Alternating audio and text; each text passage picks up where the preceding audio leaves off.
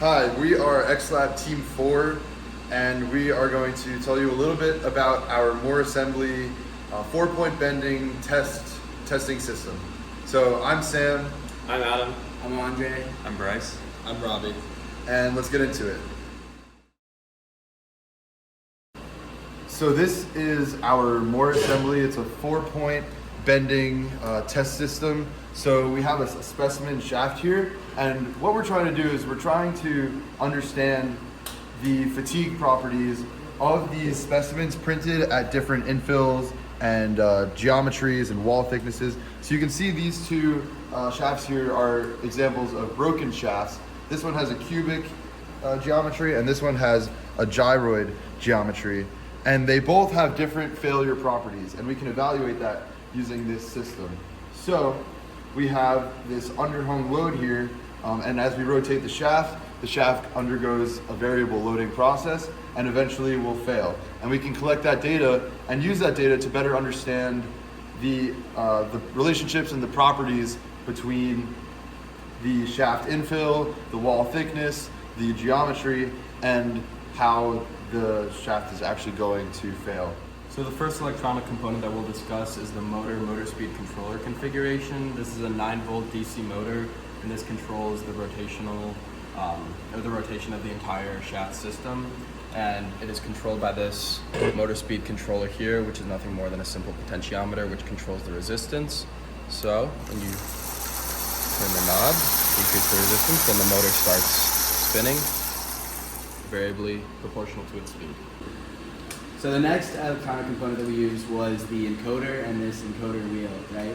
So if you look at this, as the encoder turns, the light that goes through the octocoupler here gets interrupted, and that's how we count pulses. We then use math to turn this value into an RPM value that we display on the LCD screen. All right, and finally we have a micro SD card reader here where the data is recorded by the Arduino, the RPM data and the time data, and it's downloaded to this micro SD card, which is super easy to pull the data from. The data is saved as a CSV file, which we can import into a spreadsheet and pull all the time values and RPM data. So I'm going to talk about the assembly of our loading system for the shaft. So you have a specimen here, and this is what's going to be loaded. There's going to be 2 bearings on each side. One is a support bearing and one's a load bearing where the weight will be attached to add load and then eventually break the specimen. The bearings themselves are 3D printed, and they have little round like BBs in the middle to make it spin.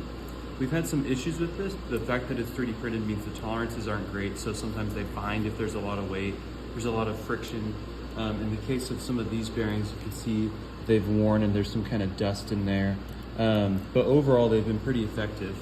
So I'm just going to quickly assemble the test setup. So you have your support bearings that go on the side.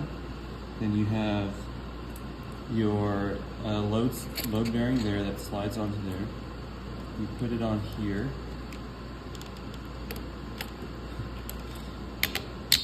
That pretty tight fits so that it stays together whenever you're running. You need to put in your other load side. And then finally your support bearing here.